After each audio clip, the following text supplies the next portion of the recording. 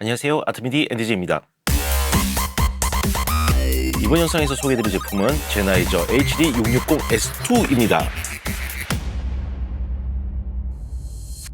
헤드폰으로 유명한 제나이저에서 2017년 달에 HD660S가 나왔었죠. 그리고 이제 올해 660S2 후속작이 나왔습니다. 그래서 이번 컨텐츠는 660S2를 소개해드리는데 S1이랑 같이 비교를 하면서 소개를 해드리도록 하겠습니다. 보시면은 디자인적으로는 큰 차이가 없습니다.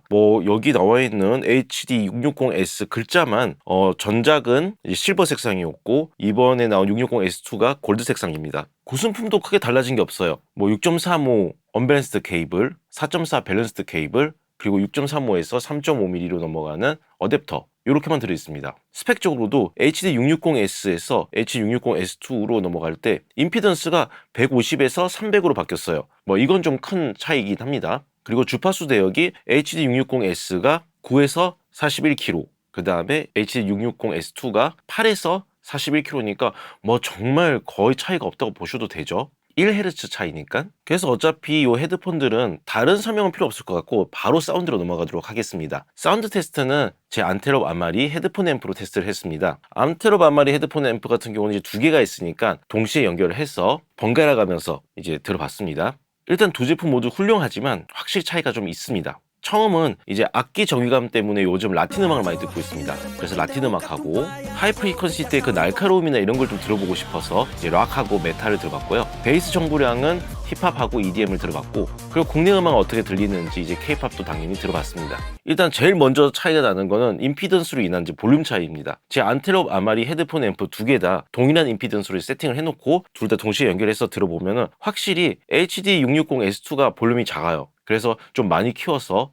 들어봤습니다. 최대한 둘이 이제 볼륨을 맞춰가지고 들어봤습니다. 우선 하이 프리퀀시 두 제품 다 할 말이 없습니다. 너무 훌륭합니다. 일단 정말 투명하고 깨끗하고 과하지가 않아요. 그래서 장시간을 들어도 그렇게 귀가 피로하거나 하진 않습니다. 메탈 곡들 들어보면은 확실히 그 심벌류가 좀 묻히는 경향이 있는데 얘네들은 그 두 헤드폰 모두 다 정말 깨끗하게 잘 들려주고 정확하게 잘 들려주고, 그리고 다른 장르 들었을 때 스테레오 이미지도 꽤 넓어요. 스테레오 이미지가 상당히 넓고, 그리고 무엇보다 공간계 이펙터 정보를 정말 정확하게 잘 전달해 줍니다. 예를 들어서 리버브나 딜레이 같은 정보가 확실히 전달이 돼요. 그래서 일단 하이 프리퀀시 같은 경우는 두 제품 모두 깨끗하고 투명하다라는 말이 제일 정확한 표현 아닐까 싶습니다. 이제 미드레인지 같은 경우는 660S1이 조금 더 중립적인 느낌이고 660S2 같은 경우는 살짝 앞으로 나와주는 성향이에요. 근데 그게 막 작업할 때 과하게 앞으로 막 튀어나오고 부스트에서 나오는 건 아니고 660S1이랑 비교했을 때 그렇다는 거지, 사실상 제나이저 헤드폰 특성처럼 사운드 중립은 굉장히 잘 지켜줍니다. 그래서 오히려 어떤 면에서는 이제 작업 한창 하다가 좀 쉬고 싶을 때 감상 이제 하려고 딱 들었을 때 그때 이제 좀 미드레인지가 조금 더 앞에 나와 있으니까 감상할 맛도 좀 나는 거죠. 그러니까 작업뿐만이 아니라 감상까지도 하기 좋았던 미드레인지였던 것 같습니다. 그러니까 한마디로 660S2가 어떻게 보면 작업과 그리고 감상 이 두 가지 요소를 다 가지고 있다고 보시면 될 것 같습니다. 그럼 가장 차이 많이 나는 포인트가 바로 로우 프리퀀시예요. 이제 그냥 전체적으로 들었을 때 660S1 처음 들었을 때 느낀 점이 엄청 밝은 헤드폰이다 라고 생각했어요. 근데 그건 이제 660S1이 확실히 저역대가 좀 덜 나와요, 상대적으로. 그러니까 이 부분은 660S2가 개선을 한 것 같아요. 그 660S1의 그 가려운 부분에 글루타셀을 이제 좀 뿌려준 그런 느낌입니다. 처음에 S1을 듣다가 S2로 딱 바꿔 들으면은 S2가 좀 어둡다라는 느낌이 들 수 있는데, 잘 들어보면은 그러니까 S2가 어두운 게 아니라 S1이 그만큼 상대적으로 그 저음역대가 덜 나와서 그래요. 아까 설명드렸던 것처럼 660S2 같은 경우도 굉장히 좋은 하이 프리퀀시를 갖고 있습니다. 절대 베이스가 엄청 강해서 이제 어둡게 느껴지는 그런 헤드폰이 아니라, 저는 개인적으로 로우 프리퀀시 정보량까지 잘 전달하기 때문에 오히려 밸런스는 저는 S2가 더 좋은 것 같아요. 약간 스피커로 예를 들어 드리자면